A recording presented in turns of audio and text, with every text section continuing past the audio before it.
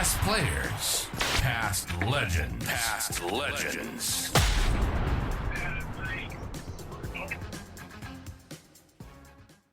Tonight we welcome Australian quick bowler Ryan Harris. 27 matches for Australia, 113 wickets, freakishly exactly the same as Bruce Reid actually, Rhino. But your average is slightly better at 23. You could bat a tad more than Bruce. Highest test score of 74 against India. Should have made 100 that day, Rhino. And welcome aboard, mate. Thanks, guys. Nice to chat. And you're right, I probably should have gone 100 that day. I was You're hitting them I was well. thinking about it too much, and that's why I got out. So, Mate, welcome and thanks for joining us. We often get people on the show that are South Australian focused and doing a bit of research. We didn't realise that you're actually born in New South Wales, but we'll claim you as a South Aussie. yeah, no, born in New South Wales, but moved over to Adelaide. Probably I think about the age of 3.5, 4. So, grew up. Yeah, go on. Some of you juniors. Where did you start your juniors here in SA? Oh no, it was all in South Australia. I was all out at Salisbury, the Salisbury District Cricket Club. I grew up playing cricket out there. Went to school out that way and played all my cricket out in Salisbury. So I grew up playing cricket and living in South Australia until I moved to Queensland. I was trying to remember, Rhino, whether it was still Salisbury or Northern Districts, but you were Salisbury, weren't you? I started off juniors at Salisbury. Yeah. My first grade game was for Northern Districts. Right. Yeah. Okay. Yeah. So I would have played, who knows how many games I would have played. I came through the grades, 4th grade, 3rd grade, 2nd grade. It's playing for Salisbury, and then first grade debut was for Northern Districts. Okay. Now I remember you then watching you, Rhino, in the district traps, and you were probably really actually very much an all-rounder, and if anything, a batsman who bowled a bit. Where did the extra yard of pace event then come from from the development from there, Rhino? Yeah, I probably was that growing up, but the extra yard of pace probably didn't come until roughly 2005. I don't know. I get asked that a lot. I got a lot fitter, a lot stronger.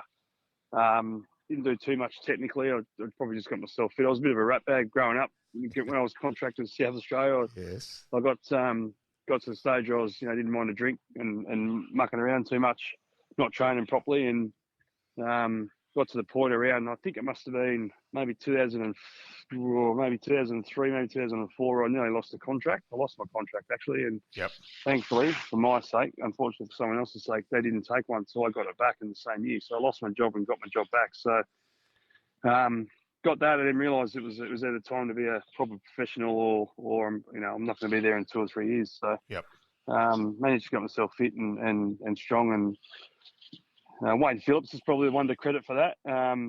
He was the one that sat me down and told me, you got to sort yourself out, otherwise, you're not going to be here in a couple of years. So I did that and worked hard and got fit, and I guess the rest is history. Went from there, started bowling quicker. That was the big thing about it, and landing the ball in a consistent spot. And as I say, the rest is history from there, probably. It's amazing those sliding doors moments that sort of the light bulb goes off and away you go. Yeah, it was. It definitely was that, because I probably didn't have a lot of outside cricket. I had different little jobs here and there, and didn't exactly know what I wanted to do outside. Never studied, so I was still only. Well, I was probably 23, 24. So needed to do something, and thankfully I chose the right decision, and went from there, and as I said, had a very, very good career. Well, okay career at South Australia. I wish I had been better, but then had a good career in Queensland, and then probably obviously playing some games for Australia, which was something I probably never thought I would do. With red ball, if anything, was probably white ball. But managed to do well and perform well and consistently, and get some games with the red ball, which is fantastic. Now, Rhino, your last couple of years for South Australia, you did, you came good, and inexplicably for mine, were not offered what you should have been. Let's just say I may have been wandering into Adelaide Oval one day and ran into Ian McLaughlin, and he wasn't expecting a person to come back with a hell of a lot of stats to cut him down in half. It's never exactly been my problem at speaking up in that regard.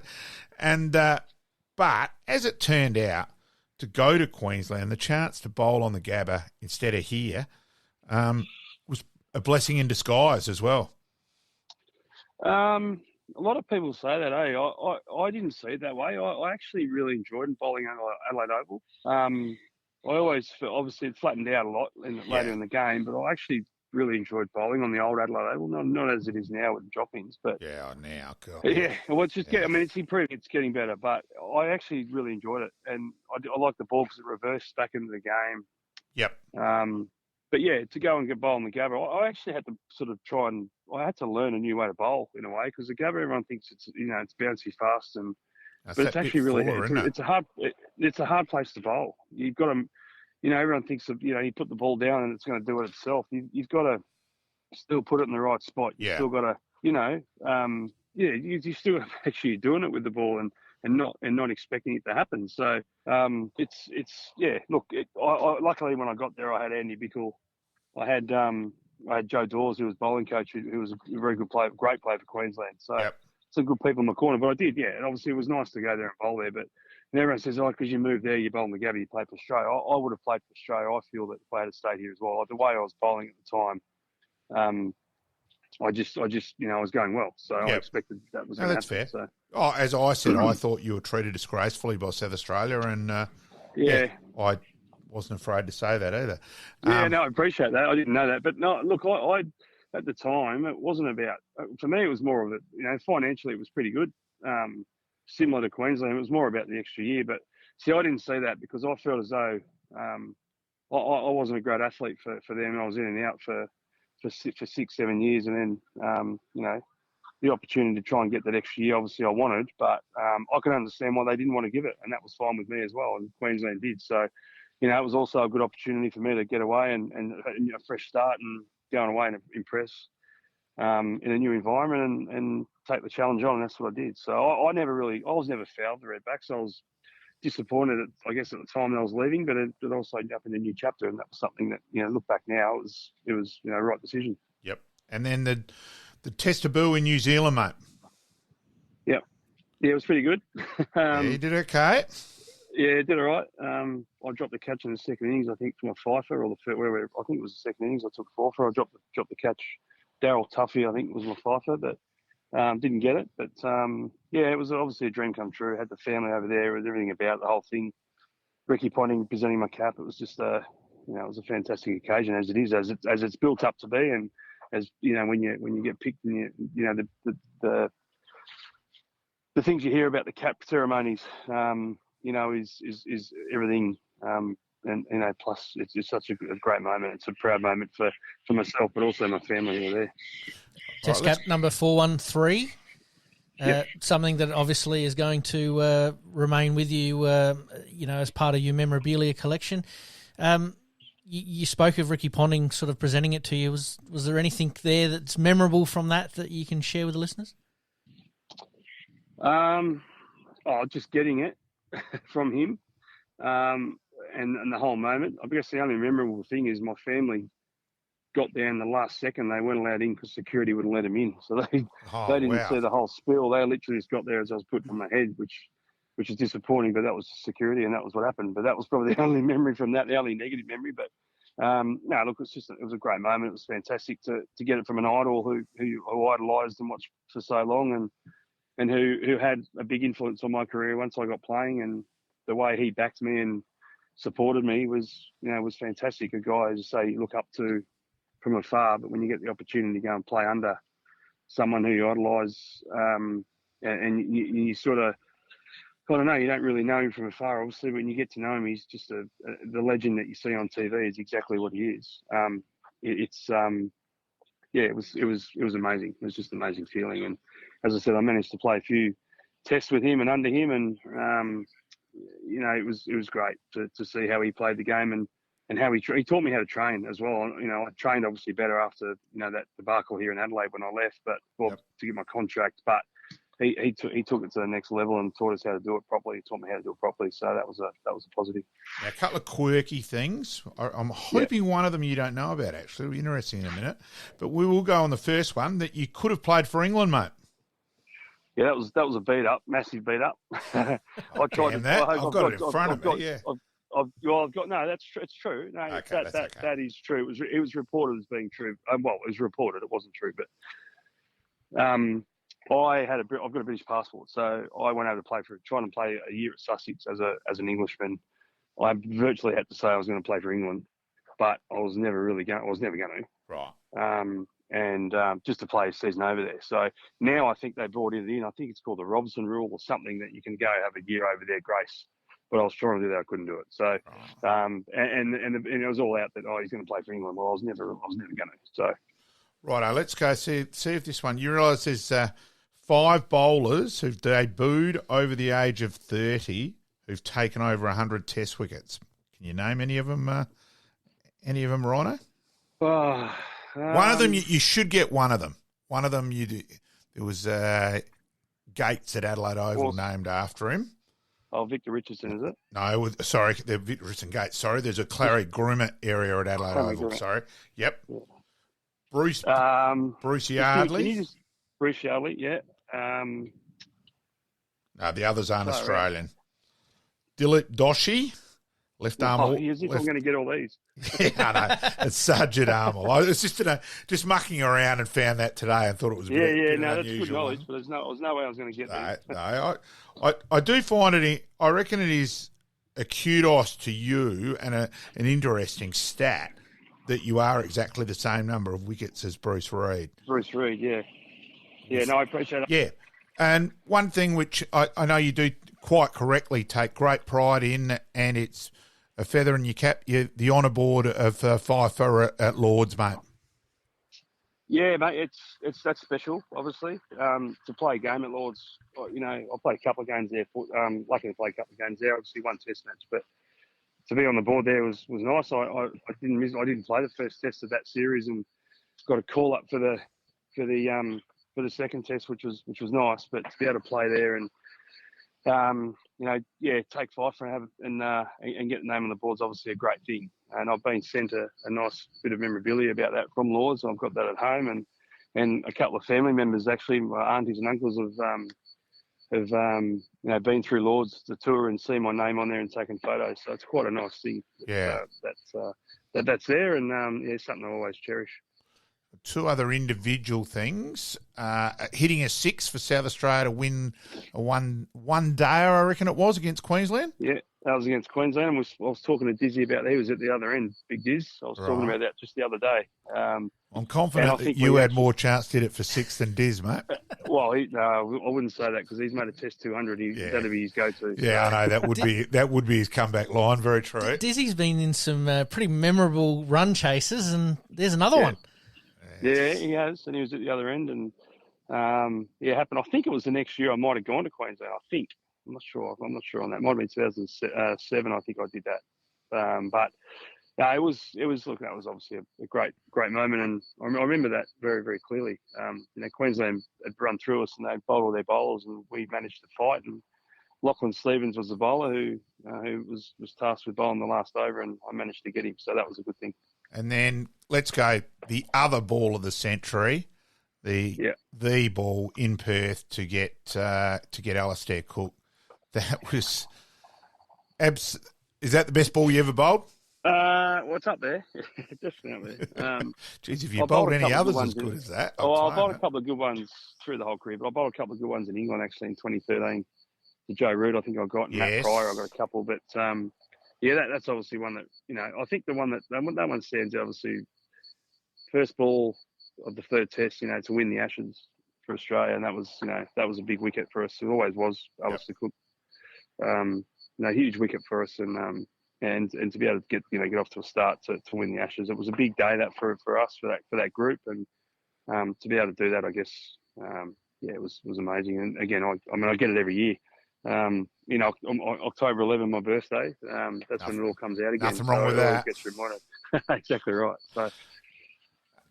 So Rhino, the frustration of so many injuries in your career, mate. Because it was probably a number of things with not looking after myself earlier and being a bit of a dickhead and rat bag and all that sort of stuff. But I guess I didn't have. I had a lot of. I didn't have a lot of soft tissue injuries, more structural things. So when I did it, I really did it good. And and in the end, it got me, my knee in the end. That was the reason I finished. Yeah. Because I was 35. I was probably a young 35 because I hadn't played a lot of cricket. So that was the thing that got me in the end. And again, that was a bit of stupidity with the reason but that happened. I had a knee operation, had a meniscus repair, and it was about a 6-month recovery. After about 3 months, I was taking hangers up blokes back at school and ripped it again, and they had to remove the meniscus. And in the end, that's where I ended up damaging my leg, my bone, and that's what cost me. It cost me more games, I guess. So, but I had different things here and there, knees and shoulders and back. So I didn't have too many back problems that kept me out. But it was just when I did something, I did it good, and it was a period of time out. Now, most of our guests, we often talk about how far they've travelled. You obviously born in New South Wales, but obviously here in South Australia, you ended up at Sussex, then at Queensland. You played for the Declan Chargers and Surrey, and then the Kings 11. Yeah, I played all them Declan Chargers. I ended up going there in 2009, which is the second year of IPL. Ended up winning the comp there, which was great. Played a couple of games at Surrey. Again, that's when my knee started to flare up. Well, I had an opportunity probably to play about 6 or 7 games. I ended up playing probably 2. And then, heading back over the IPL with Kings 11, played there and even went back and coached a year there, which was fantastic as well. So I think that's the unique thing about cricket. It can take you all around the world. And, I've travelled playing to a lot of places. And, India especially, I didn't play a test match in India, which was disappointing. Not to get that under my belt, but I've been over there and played IPL and coached over there, which is fantastic. So, South Africa is a great place. England's a great place. Sri Lanka is a beautiful place. West Indies is a great place. So, I've managed to travel around and see all them. Well, you've sort of led me into my next question, which we normally ask a little bit later in the interview, but we'll ask it while we're here now. Your favourite ground that you've played at, here in Australia and also overseas? Oh, it's hard to pinpoint one. The MCG, I've had the job of the first ball on Boxing Day at the MCG against International Series. So, that's pretty good. Yeah. Pretty hard to go past. But with Adelaide Oval, even Adelaide Oval back then, when it was the old Adelaide Oval, but now it's just excuse me, just unbelievable. It was a great place to play. Overseas, obviously, Lords is up there as well. Lords is massive. And then Cape Town. Cape Town with the Table Mountain in the background. Mountain, yep. Yeah, beautiful ground, beautiful place to bowl, great place to play, and so it's hard to pinpoint one. I've played at so many great grounds. Barbados even, was a great place to play. So, been lucky enough, as I said, to travel around and play at those grounds. Now, a serious one, Buff's influence. Obviously, the most influential person, but not only cricket but life. Darren's influence overall, mate. Go for it. Yeah, he's been like a second father to me, Buffer. Yeah. My whole cricketing life, he's been a part of it. Even from the Salisbury days, I used to go and watch him as a kid. Yep. You wouldn't believe he's just actually texting me right now. How funny is that? So yeah, that's not a total surprise. No. He, from a young kid, I used to go and watch him, and all the greats at Salisbury that I grew up with, and taught me how to play the game, and he's been there just about, I think, all but probably 1, maybe 2 years of my senior cricketing life. He's been a part of it, whether it's been captain. When I moved to Queensland, he came up, I think, a year later to coach Brisbane in the T20, and he was interim coach for the Shield team for the rest of that season because we lost our coach. So he all about that 2 years, and obviously playing for Australia as well. We went there and he followed. Well, I keep saying he followed me, but in my whole cricketing career, he was there. So he's still one of my best mates and will be until the day we die. But just a great bloke cricketing. He was always honest with me. He'd have a crack at me when he did. He'd compliment me when he could. And as I said, off the field, he supported me through losing my mum. He lost his mum and dad now, and so we've been great mates. And being in Queensland before I came here, we worked really closely together with the second 11 team up there and travel together and just sit and talk what together. It's always great. It's nothing that we can't tell each other. And he still helps me now. He's helped me on this coaching journey to make the decision to come to South Australia. Was one of the hardest ones I've made. And he was the one I probably confided in the most. So we're going to be mates, as I said, till the day we die. And I love him, and he's such just a great person. He's so genuine. Look, I was there. That the famous Salisbury win. I think it's the most famous district cricket win here in South Australia, where Salisbury chased down the 400 odd when Nobesy had made 200 plus for West Torrens, and Buff went out to bat. He batted about 8, I reckon, and just went out and just the typical Darren Lehman. We grew to love you. He just dinked it. Knew exactly like the human computer batting. 70 odd not out to win the game. 74 not out, I reckon, in the dark to chase down 400. It was incredible. I think he was only 16 then too, wasn't he? Yeah. And he's just I remember that. I never seen his, I didn't see that, but I remember I read about. I read up about a lot of our stuff from the club, and you'd see photos and you'd hear people talk about that a lot. And I think, even he still talks about it. He remembers just about every hit he has. So he's a legend. He's a legend out there. He goes. It's the thing about it. When he comes home, most of the time, he comes back a lot now. Pops back to see his grandkids, but most of the time he's here for a bit. He'll pop out and see all the mates from out that way, and that's that was his club, and he never forgets them. That's Darren, and my dad's involved still with East Torrens, so I still see a fair bit of Buff out there, and Jake did hit a ball on the road a couple 2 years ago, and Darren got there, and someone said, "Hey, 5 minutes too late. Jake's just hit one on the road," and Buff's replied, "Yeah, been there, done that, did that 3 or 4 times." Yeah, exactly right. Exactly right. Mate, we've been watching some of your footage here on the video that we've got going of some of your highlights, and mate, there's a couple of 5-wicket hauls there that must stand out for you. Oh, which ones? I mean, I know that sounds. I don't mean to sound arrogant there. Which ones? No, I've got the worst memory in the world. That's right. We're looking at a couple from here in Australia. I'm assuming one would be in Perth. Yeah, one at the Wacker in 2010, 11? Yep. Yeah, that was a nice one. Again, we're under the pump that series. That was my first Ashes series, and we're under the pump. We ended up losing it, obviously, but I missed Brisbane, played Adelaide, lost heavily, and then obviously we went to Perth trying to win that to keep the series alive, and we did. And obviously, and then went to Melbourne. I ended up breaking down in Melbourne, ended up breaking my leg.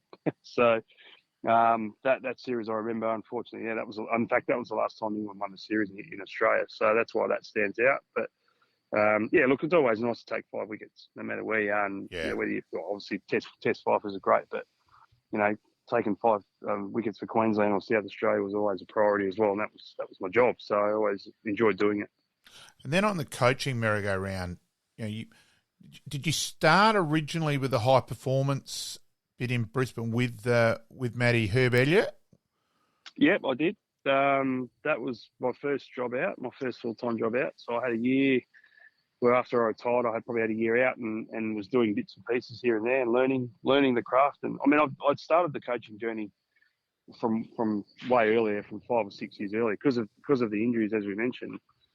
And with Buff being around, he was able to get me on some, just some opportunities that, to experience coaching. So, and I'd done all my courses. I'd read up a lot about coaches and see what coaches are doing. So I had the opportunity. So when that finished and the opportunity came up, I was actually on an Australian tour as an assistant in New Zealand when I applied for when I interviewed for that role, and basically it's called National Performance School, which is the old cricket academy. So I got that along with Matty Elliott, and I ended up working with him for 10 months because he ended up leaving. But it was great. I mean, it's a great experience to work with him. He's got a great cricket brain, and from there on, it just sort of snowballed, and I managed to be there for 5 years. Did 2 World Cup, under 19 World Cups. Did obviously a number of Australia A tours and a couple of Australian tours, and then obviously went into Queensland. That ended the Cricket Australia, went to Queensland and did the pathway there for a couple of years. But I was also obviously I wanted to try and get into senior roles. I had a couple of senior roles I knocked back from other states, and here I am now in Adelaide. So it is what it is. What was coaching ever on the mind while you were playing, or is this something that's just sort of popped up? It always was. Yeah. No, it always was. I loved it. I always enjoyed talking about the game. I probably didn't see the game in the light of a captain, but I always enjoyed talking about the game and loved it. So, look, it was always what I wanted to do, and as I said, luckily I've been lucky enough to fall into it. So, and so So in Queensland, were you bowling coach as well with the Queensland side last season? I wasn't. I was sitting under Andy Bickle. Right, okay. So I was sort of advising under him. So, I wasn't as such the bowling coach, but I'm obviously there for experience. So. And how do you feel looking at South Australia this year? You know, we've got a bit of depth, probably as much depth as we've had for a while in fast bowling. I just feel sorry for the guys having to bowl on Karen Rolton. So, yeah. Yeah. Well, that's changing. That's changing because there's two drop-in wickets there now. So that's going to change. Okay. That's only just happened. So now we've got a lot of depth. I'm really excited about it. That's half the reason I moved here. I saw the depth that we had, and we've got a lot of good depth there. So we just got to try and keep them all fit and going in the right direction, and hopefully, we take 20 wickets a game. If we do that, then we're going to win lots of games. And obviously we've got to get runs, but we'll do that, and hopefully to keep the boys cooking nicely. As someone who's has led the odd tragic life, I have been at a Shield game where there were 16 people there, and I knew every one of them. I realised I had a problem.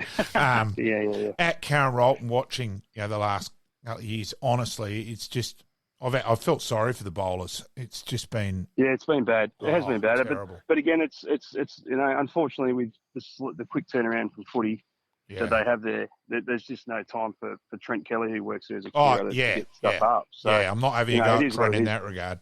Well, but they've sorted that. They've dropped in 2 wickets down there, which is going to help us. So good. So Rhino, it was funny growing up. I think we all thought probably one day was going to be more the go than possible test wise. You didn't play a huge number of one days, 21 one days. With although the 5 for 19 does stand out well and truly, Rhino. Just a bit about your one days, mate. Yeah, a little. I'm even to this day disappointed I didn't play many more one days. But again, that was around the time my knee was starting to play up. So we sort of at first I didn't. But Cricket Australia sort of started prioritising Test cricket, and then I sort of understood what was going on with my knee, and then realised that every ball I bowled was getting closer and closer to retirement. So I jumped on board with it. But look, I wish I loved playing one-day cricket for Australia. It was amazing, and I fought bloody hard to get into the team. I was in, and then I was out, and then I fought hard to get back in. I got in, and then I tried so hard that I bowled badly and got out, and then obviously the talk about my knee. So it was a disappointing end, but I mean, I had a good time when I was there. I managed, obviously, got two on the trot against Pakistan, one in Perth and one in Adelaide. So 2 fifers. So look, it was a great period of time to be able to be playing. 2 forms. I was sort of around the T20 in and out of that, but nice to be playing 2 forms of the game and enjoying that. So, as I said, one-day cricket was great. But you're right. That was something I mentioned earlier that if I was ever going to represent Australia, it was probably going to be more on that shorter format as an all-rounder. And lo and behold, as I said, once I sorted myself out and started playing some decent cricket, then the red ball stuff came along too, which obviously, all of it was a dream come true. But to be, as he's already spoken about, receiving the baggy green cap was a massive bonus and a huge dream come true. And you did get to the 300, just over the 303 first-class wickets too, Rhino. Yeah. Again, I guess that's something that people ask me my stats. I know my test stats really, but I don't know much else about what I did. And I think when you hear that and 300's not bad.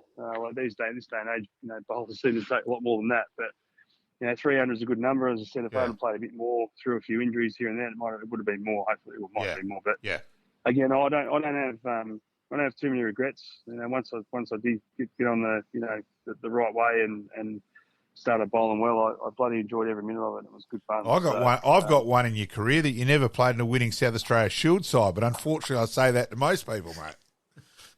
Is that true? I'm just saying, out of sat mucking around, saying about. Right, I was going to say. No, about. Won a game. No. I'm saying about not winning a Shield. Sorry, Shield. Yes. For me, the Sheffield Shield is the holy grail, mate. So. Well, again, going back onto about the Queensland move, originally, we spoke about playing at the Gabba and playing for Australia. That was the whole. Well, at the time was a new opportunity. But another reason why I moved, I wanted to win a trophy. And I don't know, and I say it to the boys now, the group we play, how we didn't win a trophy around that time, and I was, playing for South Australia, it still gets me because of the sides we had. Yeah, we had sides where we should have been better, no doubt about it. We should have been, absolutely, and so to go away and as I said, my dream when I moved away was to play. Obviously, the big dream was to play for Australia, no doubt. I'm not gonna lie about that, but to move to Queensland, who won so many shields around that time beforehand, to win a Sheffield Shield was what I wanted to do. I'd sit and watch it, on TV as a kid, and I wanted to play in that game. That was my test match, and to go up and do it. I mean, that day I remember it so clearly at the Gabba against Tasmania, and we were in a hell of a trouble, and Chris Hartley and Steve McGoffin put on this amazing partnership. Yes, that's right. Yeah. And to win it, man, that was.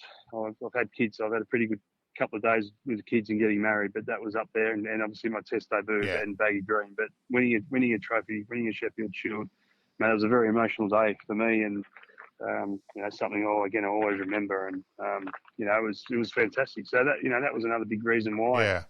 To be offered the opportunity to go to a place like Queensland that was so strong, so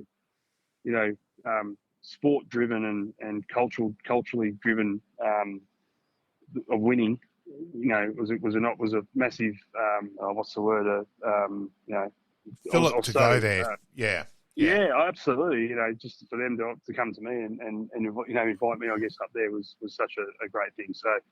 And being up there for so long, I just see how they get it. They just do sport so well. The weather helps as well. Yeah. Well, that helps. But I mean, it's more about it's winning's like in the blood, and that sounds quite silly, I know, but they just know how to win. I mean, I've watched so many State of Origins, and they just Queensland shouldn't have won, and they did, and just sport up there. They just know how to win. They don't give up. Which is ironic, isn't it? Because I know I'm older than you, Rhino, so out of that, but the standard joke where Queensland kept losing the Shield, they'd grab defeat from the jaws of victory so many times. Correct. And it was a standard joke of Queensland losing the Shield and Collingwood losing losing another final in the AFL for years. Yeah. Well, 94, 95, wasn't it? Yeah. Was that their first one? Yeah, that was against us. Against us, yeah. Don't worry, I do remember that. Yeah. Yeah, and now, I mean, having won so many since then, and we've won one, which obviously was the next year. So, that's my goal. We're talking about my old Shield, but this is my goal here now and we're talking trophies here now. And so we should be. Because improvement, exactly. And that's what Dizzy's strong on. And I've mentioned that, that was another reason I moved here with the talent group that we have. We're in that talk, and we just got to make sure that the players believe that, and that's our job the pre-season, and how we do that, and get them believing that, and that's the main thing. So that's it's a bit more consistency with the batting, and then a little bit more consistency, and more and fielding. We still dropped way too many catches last year especially for bowling on Karen Rolton. The bowler creates the opportunity. We did grass just too many. So I actually don't. We're not far away. Yeah, I can tell you now. Dizzy's focus. I've been unbelievably shocked how much fielding we've done this winter. Dizzy is absolutely smashed the guys with catches, with outfield stuff, high catches, slips catches. We've just literally finished our last game on camp today. Yep. The catching and fielding up here, we're already seeing improvements, so we just got to make sure we carry that into the games. And so, that's where Diz is really good. He's gotten feedback from players. He's looked at stats from last year, and what do we need? The big thing that came out of it was we need more fielding, and we've done it. So we give them every chance. Diz, as I said, has adapted to what they've asked for and what they want, and it's up to them now to go out and actually execute on the day, and hopefully they deserve success. They work hard. They've worked really hard. They deserve success. And I'm happy that I said that was my thought immediately. And probably people don't think enough about fielding. We all think, geez, we've got to make more runs or we've got to take more wickets. Well, no, let's the whole box and dice. So taking 20 wickets is hard. Taking 23, 24 is even harder. Yeah, so, exactly. And the boys know that. So and you guys had a little bit of a pre-season in Darwin there a couple of weeks ago. No, we're still here. Oh, you're still there? Jeez. Yeah, we're still here. That's why when I've interrupted phone calls, I've had to catch up with the blokes that I haven't seen for a while. Who was with the Australian team. So, no, look, we've had 8 days up here. We've had 2 practice games today, and on Wednesday, on Monday, we had quite a big training block at the beginning of the time here.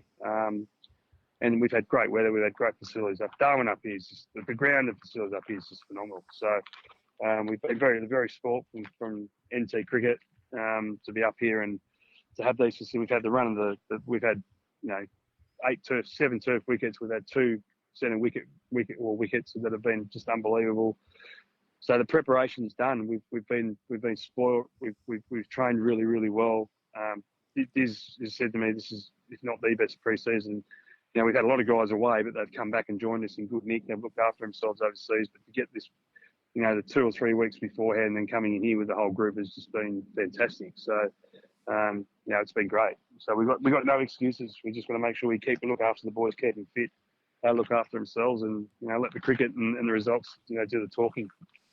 Okay, Rhino. Well, the way we finish off, let's do it. Let's best players played with, hardest batsmen, hardest people to bowl to, that sort of scope. Yeah, mate, go for it. And you can do a top 3. You don't have to name one. Whatever you like. Say, Yeah, go for it. I sit on the fence on these things. So Ponting, Clark, and Smith would be the ones I've played with, and that's cutting out a few others as well. Yep. They'd be the 3, I reckon. And I'm leaving out one of my mates, but a couple of best mates are my bowlers and Mitchell Johnson as well. So I go to the batters. So I was in awe of what they did. Yep. Top 3 against Kevin Peterson's number 1. He was a freak. He was just different. He's such a big unit that he had to bowl different lengths to him. Sachin Tendulkar would have to be one. Can't leave him out. I got him at the back end of his career. Who else? I reckon probably AB de Villiers is another one. Lucky enough to play with him. I play against him. I played, and again, that's really hard to pinpoint 3 in each because I've managed to play with and against some absolute legends of world-class players. Mate, thank you very much for joining us tonight. I know we've had a couple of little technical issues along the way, but all good. For that. All good. But, mate, we absolutely loved your career as a bowler and as a batsman. Looking over some of these stats, we forget that a little bit that you could bat. Rhino could bat. Yeah, absolutely. I saw enough for Salisbury to start with as well, so I'm showing my age again, Rhino. The one stat that I'm still a little bit unsure on is 48 runs in your one-day career. Who was batting above you? Because obviously they were making a lot of runs.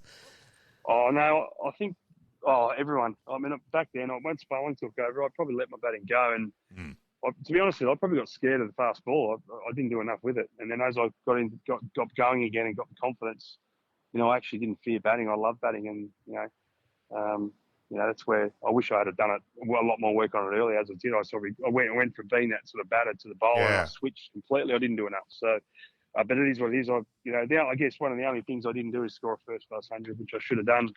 Yep. But at the end of the day, it is what it is. Absolutely. Well, mate, thank you very much once again for joining us. It's been an absolute pleasure, and we wish yourself and the Redbacks the best of luck for season 23-24. Greatly appreciated, Rhino. Look forward to catching up. Thanks, mate. Thanks, boys. Seriously, thank you. Bye-bye. Ciao. All right, and we thank Rhino for his time here tonight, and we did have a couple of technical issues along the way, but we got there in the end, and Rhino was absolutely fantastic. Yeah, look, I got a lot of time for him. Let's go back a long way. I remember him vividly as a kid, and he's just a genuine guy too. You catch up, loves to chat about cricket, and that.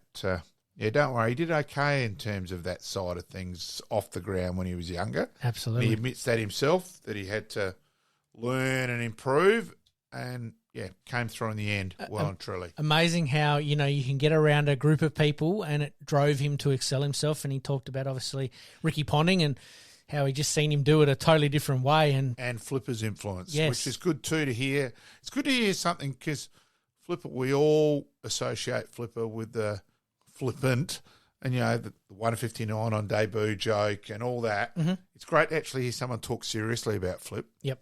Yeah. And Darren Lehman was the other one who was a fantastic mentor to him. And as we were speaking to him, guess who dialed in as well? Text him, yeah.